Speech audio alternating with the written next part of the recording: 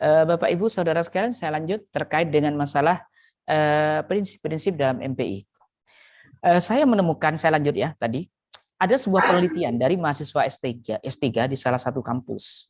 Kebetulan disertasinya itu adalah luarannya jurnal. Nah, saya mengedit jurnalnya mereka terkait dengan apa? Dia situs penelitiannya atau lokasi penelitiannya yaitu di desa, bukan di lembaga pendidikan. Menarik, ternyata apa? Ternyata cakupan MPI itu pokoknya di mana ada organisasi itu menerapkan nilai-nilai edukasi pendidikan Islam itu adalah masuk kategori manajemen pendidikan Islam. Apa yang diteliti oleh mereka? Yaitu perilaku dari seorang leader. Yang mana perilaku kepala desa itu adalah mencerminkan terhadap nilai-nilai yang diajarkan oleh Rasulullah Islam.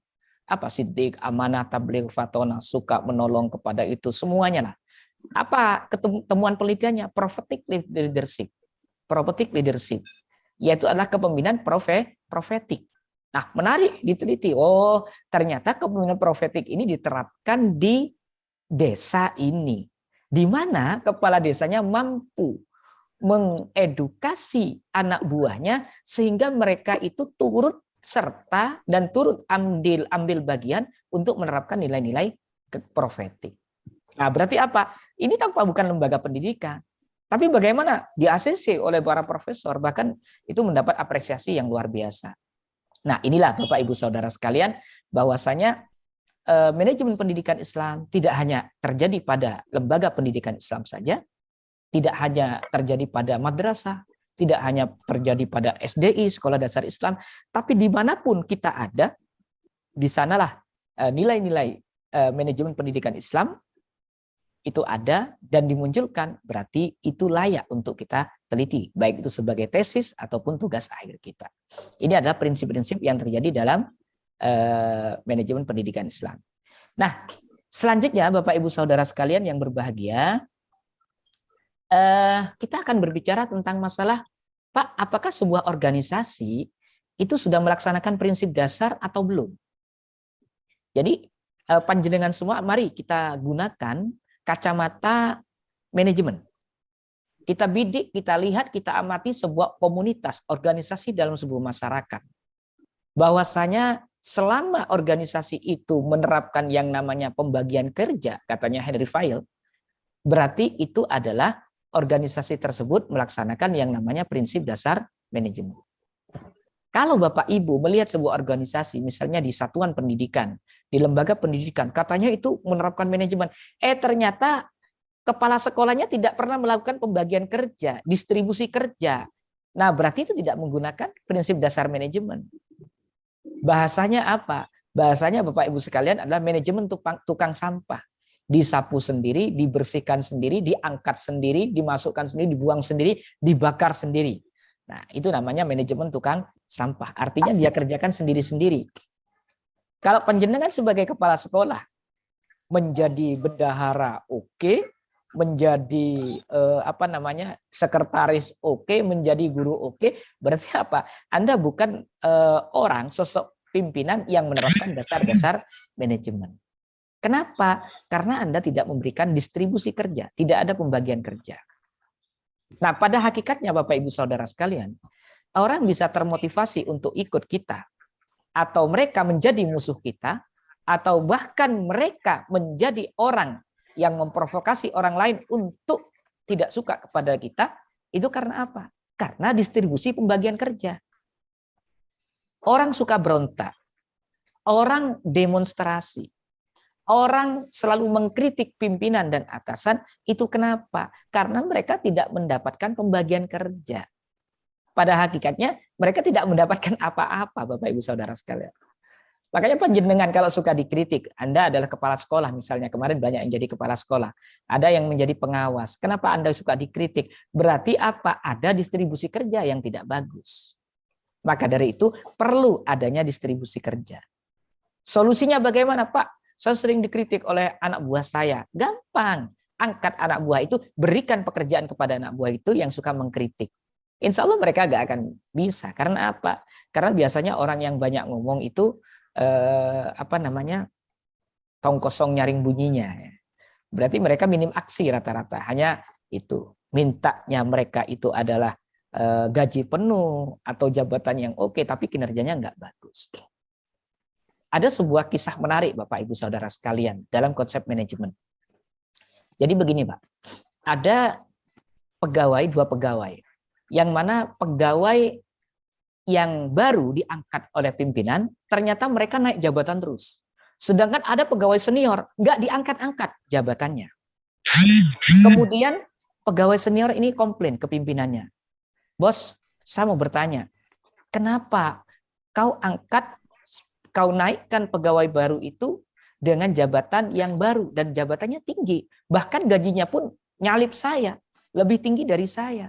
Padahal secara masa bakti kerja itu lebih tinggi saya, lebih lama saya. Saya sudah mengabdi di sini 15 tahun, dia baru 3 tahun sudah kamu angkat jabatannya. Kemudian si bos ngomong, saya dulu pernah memberikan pekerjaan kepada kamu untuk menerima tamu dan menyambut tamu. Apa yang kamu lakukan? Kamu masih banyak tanya. Bos, tamunya siapa namanya? Sudah dijawab. Besoknya, bos tamunya mau diajak kemana? Bos tamunya banyak pertanyaan. Dan dia tidak inisiatif, tidak punya inisiasi untuk melakukan terobosan, melakukan layanan yang terbaik. Berbeda dengan pegawai baru ini yang langsung diangkat jabatannya oleh bos. Dia langsung diinstruksikan, besok ada tamu, tolong ini. Baik, siap. Akhirnya dia berinisiasi. Saya harus menyiapkan ini, saya harus begini, saya harus mengajak ini. Akhirnya lengkap. Nah, disinilah penilaian pimpinan Bapak Ibu Saudara sekalian, sehingga mereka akan memberikan tupoksi yang pas. Maka dari itu Bapak Ibu Saudara sekalian, kita selaku orang manajemen, ketika ada pimpinan yang memberikan satu tugas, maka otak kita harus mampu menginterpretasikan tugas-tugas tersebut. Ibaratkan apa? Ibaratkan sebuah pohon. Satu pohon itu banyak akarnya. Berarti satu pohon itu ibaratkan instruksi pimpinan, maka kita harus banyak akarnya, banyak strategi, banyak cara. Itu baru bab tamu. Belum lagi di sekolah. Misalnya kepala sekolah nyuruh kita. Misalnya Ibu Binti. Bu Binti, tolong saya ada acara, tolong kondisikan sekolah dan kelas. Baik Pak. Maka Ibu Binti tidak hanya diam, hanya kelas saja, tidak. Tapi Ibu Binti harus berinisiasi. Pertama, saya harus cek gurunya. Yang kedua, saya harus cek kebersihan. Yang ketiga, saya harus cek ini. Keempat, jadi komplit. Sehingga apa? Kepercayaan pimpinan kepada kita itu berbeda dengan orang-orang yang memiliki ide-ide yang beda-beda. Nah, itu Bapak Ibu Saudara sekalian. Maka dari itu penting bagi kita bagaimana menafsirkan apa yang diinginkan oleh pimpinan. Apalagi di pesantren, Pak. Ya di pesantren. Kiai itu kalau ngomong cukup sekali aja.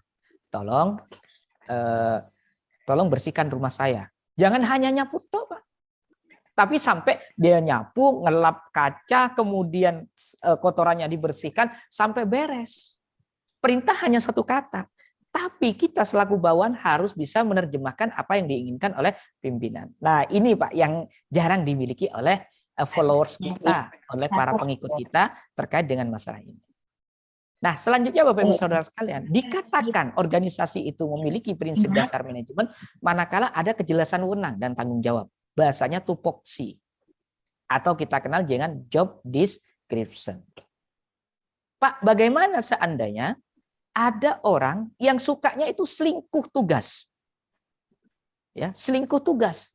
Seharusnya wakak kesiswaan ngurusi kesiswaan, wakak kesiswaan ngurusi kurikulum, ngurusi miliknya humas, ngurusi miliknya sarana prasarana. Akhirnya nggak jelas Bapak Ibu Saudara sekalian.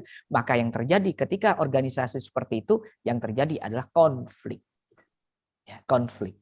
Maka itu sumber-sumber konflik yang terjadi di madrasah, di sekolah, di organisasi, di antaranya adalah banyaknya selingkuh wewenang dan selingkuh tanggung jawab. Kita mengambil wewenang orang lain, mengambil tugas orang lain, sedangkan tugas kita kadang-kadang tidak pernah terusuri dengan baik. Ini berbahaya, Pak. Ya, berbahaya. Bahkan ada orang yang suka ngatok. Apa ngatok itu, Pak? Ya? Suka ke pimpinan itulah. Penjilat pimpinan ya. Penjilat lah bahasanya. Dalam tanda kutip kita penjilat. Mereka itu rata-rata Bapak Ibu Saudara sekalian cek. Para penjilat atau orang yang ngatok dalam bahasa Jawa itu. Jadi mereka itu adalah rata-rata kinerjanya nggak bagus. Mereka lebih mengandalkan omongan, bisikan-bisikan kepada pimpinan, sekiranya menjelek-menjelekkan orang lain, sehingga orang lain itu dijatuhkan oleh pimpinan dan kita diangkat. Itu bahasanya. Penjilat, para penjilat jabatan, penjilat pimpinan, seperti itu.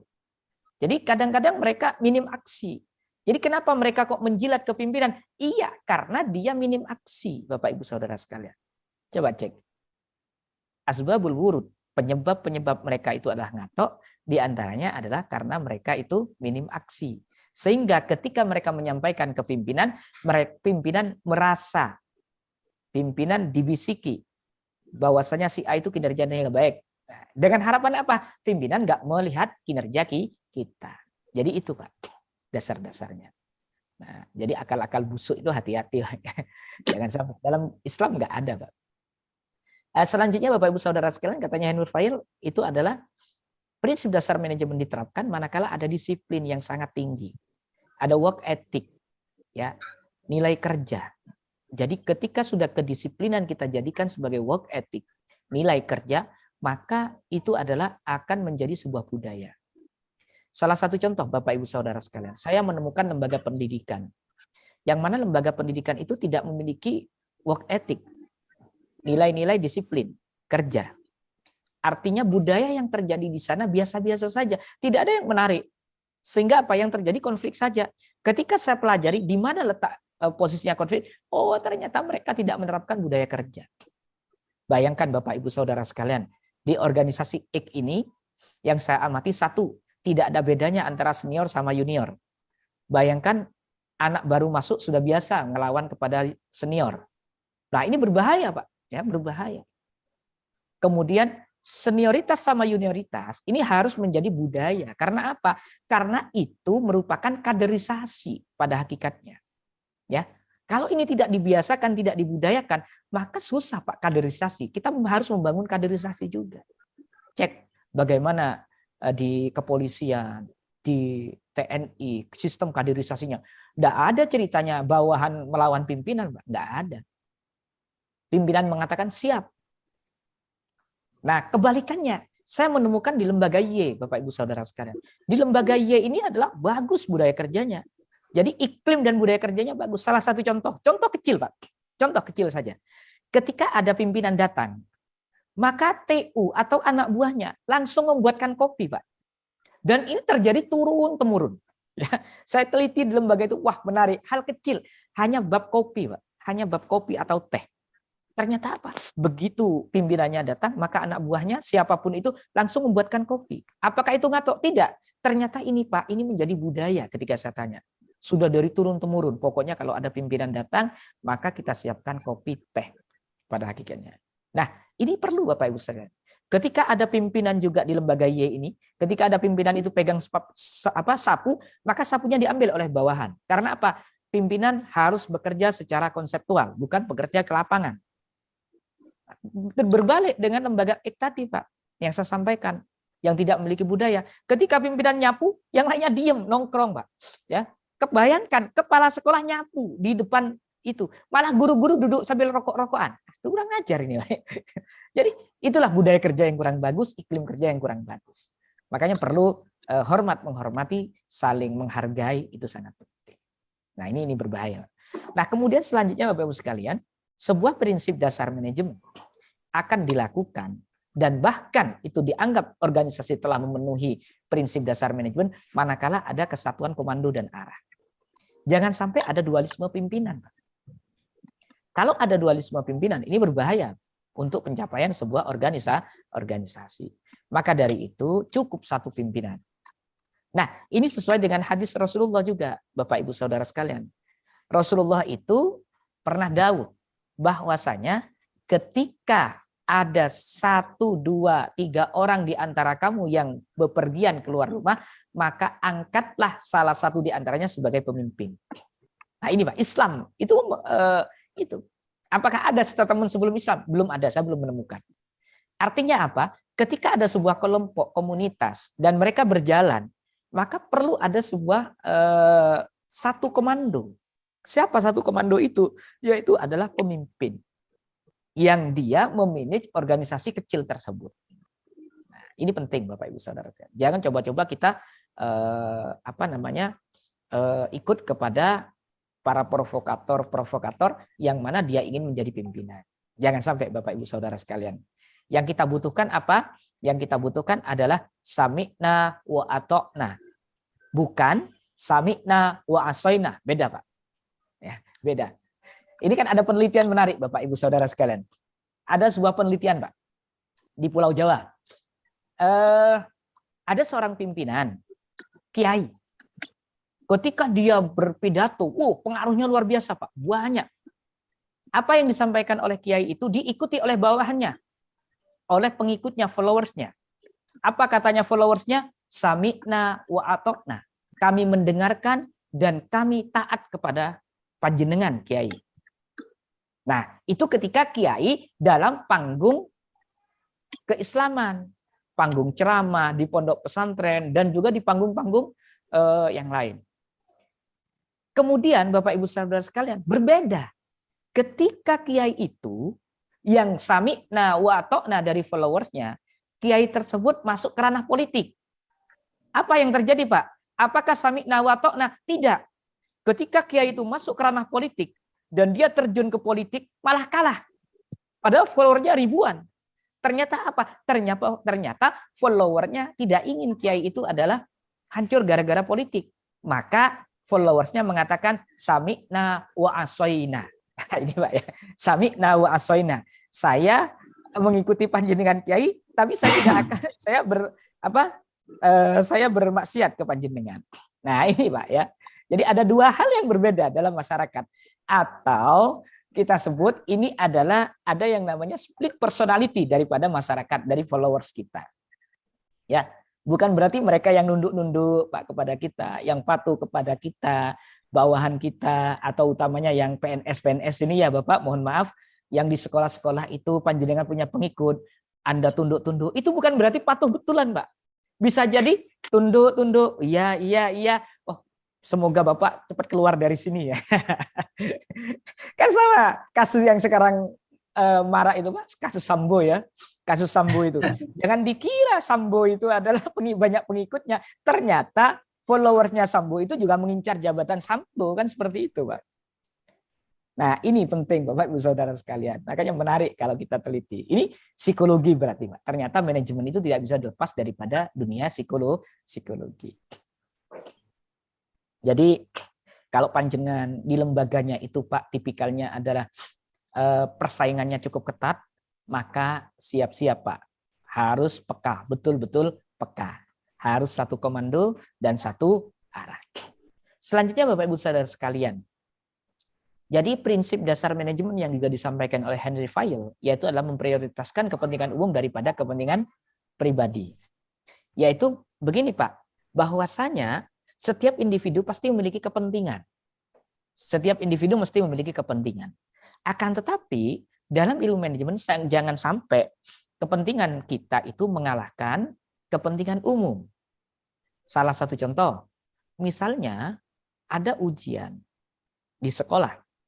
Kemudian kita diundang oleh orang lain untuk acara walimah atau apa. Maka dari itu, kita selaku individu, kita selaku pemimpin, maka harus pinter-pinter mana yang lebih penting, dan mana skala prioritas, dan mana juga skala yang tidak prioritas. Ini penting Bapak Ibu sekalian. Nah selanjutnya katanya Fayol juga adalah pemerataan. Al-musawah, kesamaan hak juga. Artinya Bapak Ibu Saudara sekalian, kalau kita mendapatkan rezeki dalam organisasi, maka mau tidak mau harus ada pemerataan. Artinya kebijakan, Bapak Ibu Saudara sekalian. Kemudian selanjutnya, ketika kebijakan tidak dilakukan dengan kebijaksanaan, maka yang terjadi maka nanti muncul yang namanya konflik-konflik kecil. Penting Bapak Ibu Saudara sekalian. Nah kita juga harus pintar-pintar Pak menyusun misalnya ya sekolah ada rezeki, kemudian kita mau bagi-bagi kepada followers kita. Ada dana saldo misalnya sisa dari apa proyek.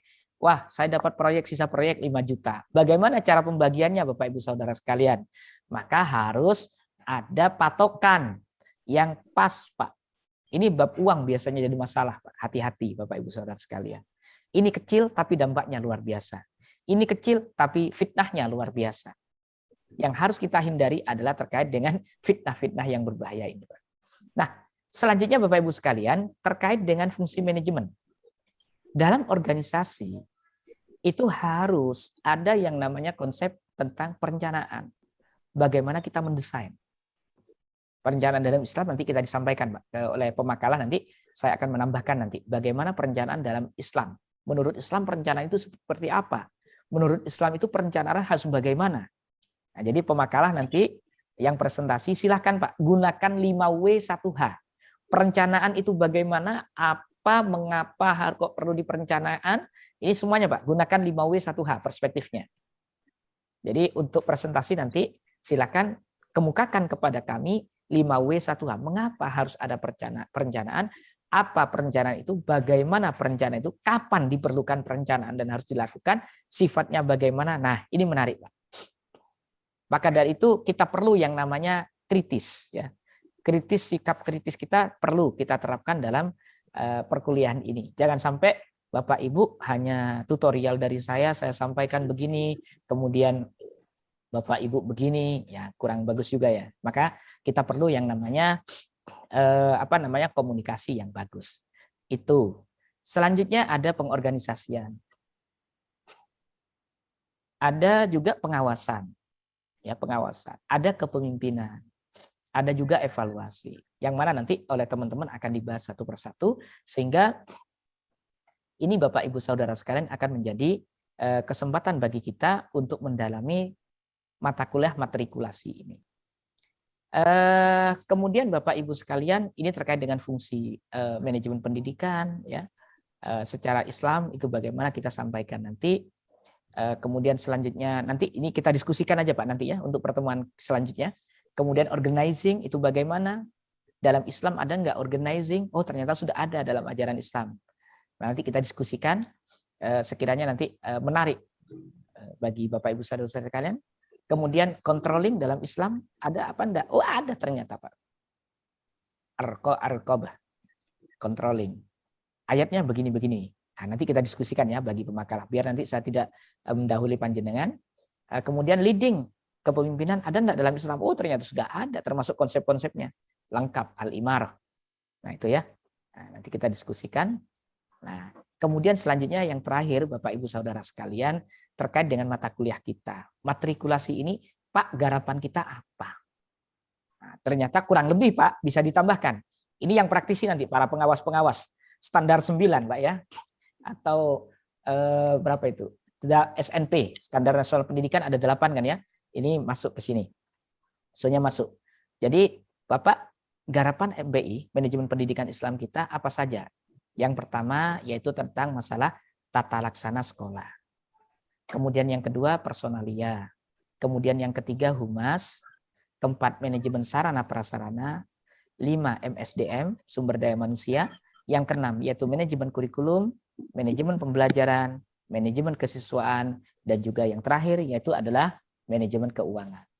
Ini penting Bapak Ibu Saudara sekalian terkait dengan masalah garapan-garapan yang harus kita pahami bersama sehingga nanti kita bisa lebih memperkuat memperkuat keilmuan kita, utamanya pada kegiatan matrikulasi ini. Baik, mungkin itu Bapak Ibu Saudara sekalian. Ada pertanyaan, Pak? Saya, Pak. Ya, monggo. Oke, izin bertanya, Pak. Ya, Pak Yunus ya dulu ya. Berdasarkan tadi penjelasan Bapak beberapa saat sebelumnya bahwa salah satu fungsi kepala manajemen itu sebagai konseptor ya. Ya. Dan masalah lapangan yang mungkin saya atau teman-teman hadapi beberapa mungkin itu terkadang kita mempunyai anggota yang justru tidak cukup hanya dengan konsepnya saja. Terkadang dia butuh pemimpin yang bukan butuh ya. Dia pengen langsung kita yang terjun, yang contohkan begitu. Nah, pertanyaan saya apakah di sini yang bermasalah adalah anggotanya ataukah seorang pemimpin harus memberikan pemahaman terhadap anggota itu sendiri? Mohon penjelasannya berdasarkan teori-teorinya, Pak. Terima kasih. Oke, baik. Biar satu-satu ya. Ini pertanyaannya bagus. Ini saya butuh pengawas.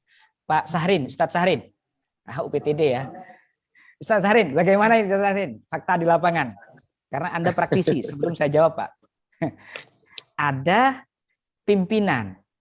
Dia punya tugas seperti ini. Tapi ada bawahan yang menginginkan bahwasanya pimpinannya harus begini. Bagaimana Ustadz Sahrin? Nah, ini pasti Ustadz Sahrin mengalami ya, selaku orang lapangan. Enggak, Ustaz. Oke, terima kasih. Assalamualaikum warahmatullahi wabarakatuh. Assalamualaikum. Terima kasih Bapak berkenaan dengan pertanyaan dari Bapak tadi tentang konseptor tadi, yaitu tentang konsep orang pemimpin, kemudian bawahannya kepengen pemimpinnya seperti ini. Dari pengalaman yang selama ini saya dapatkan di lapangan, selama menjabat sebagai publik figur di pemerintahan, yaitu di UPT Pendidikan, memang banyak Pak yang kami lakukan, khususnya untuk kami di UPT itu memang kami membuat sebuah perencanaan dulu. Nah, perencanaan itu kami aktualisasikan dengan teman-teman di kantor, kemudian kita sesuaikan dengan apa yang ada di lapangan. Yang pertama perencanaan kami, kemudian perencanaan itu kita buatkan konsep Pak, artinya ada jangka pendeknya, kemudian ada jangka menengahnya, kemudian ada jangka panjangnya dari perencanaan yang sudah kita buat tersebut. Nah, dari perencanaan tersebut yang kami lakukan di lapangan itu kami sesuaikan dengan masing-masing komponen yang ada. Khususnya kami dari UPT itu membawahi beberapa lembaga-lembaga sekolah yang ada. Nah, kami biasanya untuk melaksanakan konsep yang kami buat untuk sesuai dengan tujuan yang sudah kita tentukan bersama pada saat itu, kami biasanya mengumpulkan semua kepala-kepala lembaga pendidikan baik tingkat SD maupun tingkat SMP, yang mana dari perencanaan konsep itu kami suguhkan ke mereka. Kami suguhkan ke mereka seperti ini tujuan kita yang akan kita harapkan, kemudian kita sampaikan ke mereka supaya mereka bisa melaksanakan nanti di lapangan, artinya di lembaga mereka masing-masing itu sesuai dengan konsep yang kita berikan. Nah, walaupun nanti konsep itu memang kita pahami Pak, ketika di lapangan konsep yang sudah kita sampaikan dari perencanaan, kemudian dari segala apa yang sudah kita laksanakan itu pasti nanti ada sedikit banyak hambatan ketika kepala sekolah tersebut melaksanakan.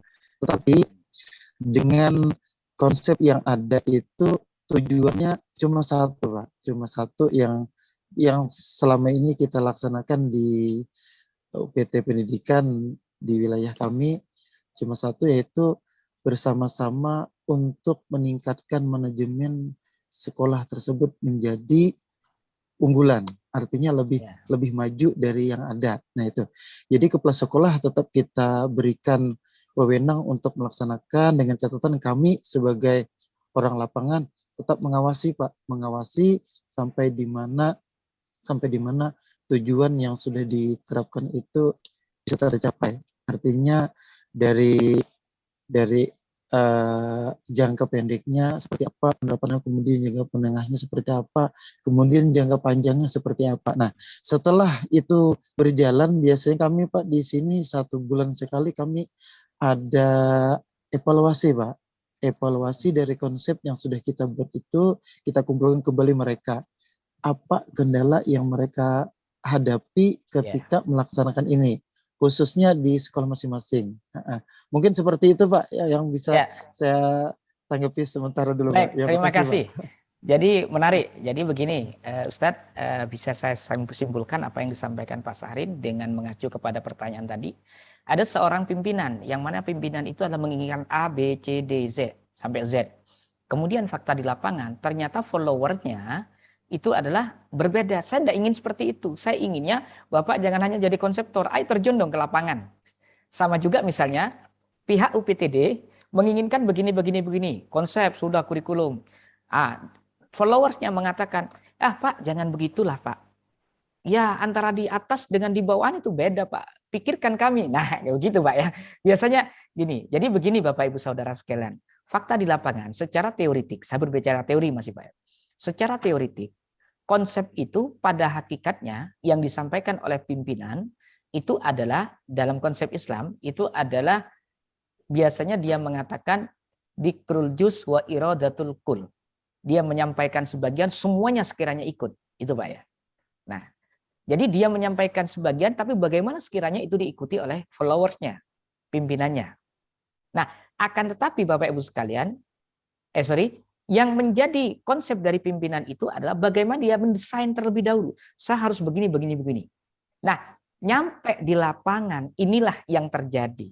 Berarti di mana yang error? Yang errornya bukan di desainnya, tapi di ranah daripada ranah implementasi, proses.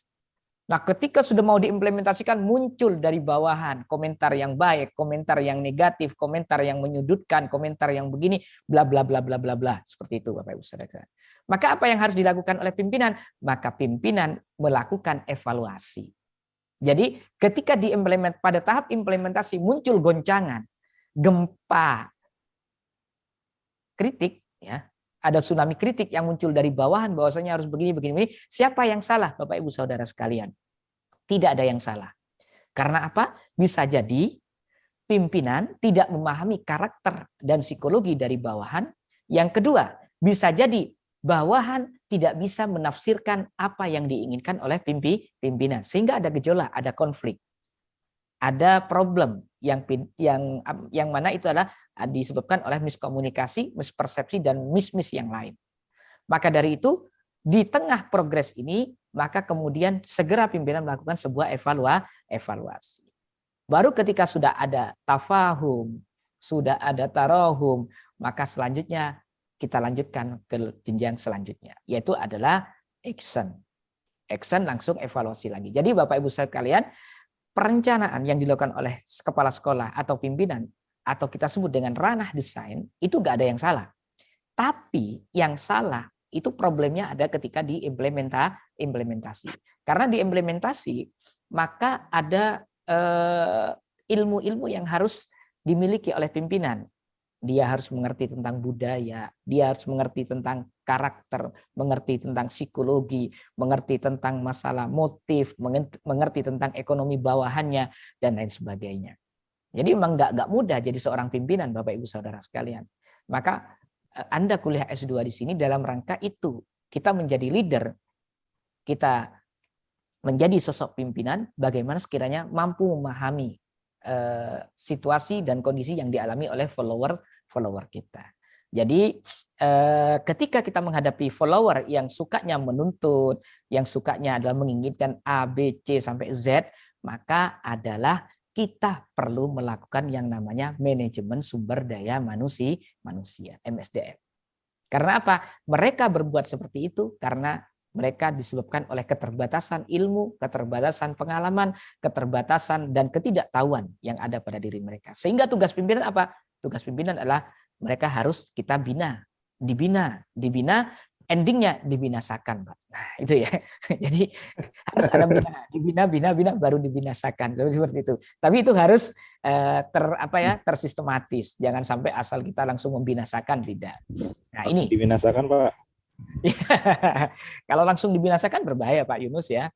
Nah, maka dari itu perlu ada yang namanya manajemen SDM. Jadi antara satu yang saya sampaikan 9 poin tadi Bapak Ibu Saudara sekalian itu adalah ada keterkaitan dari masing-masing. Baik Bapak Ibu, mungkin pertemuan kali ini saya cukupkan sekian dulu. Selanjutnya saya berharap nanti teman-teman sudah bisa menyajikan tidak tutorial seperti ini. Ini malah saya nanti yang pintar sendirian nanti ya. Jadi saya tidak bisa mendapatkan ilmu dari Bapak Ibu Saudara sekalian. Jadi Ibu Binti, pertemuan selanjutnya sudah mulai ya. Sudah bisa dimulai dari kelompok 1, 2, dan 3. 1 dan 2 ya. Silakan dibagi. Baik itu Bapak Ibu Saudara sekalian, terima kasih atas perhatiannya. Mohon maaf kalau ada sesuatu yang salah. Bertemu lagi di lain kesempatan. Terima kasih. Assalamualaikum warahmatullahi wabarakatuh.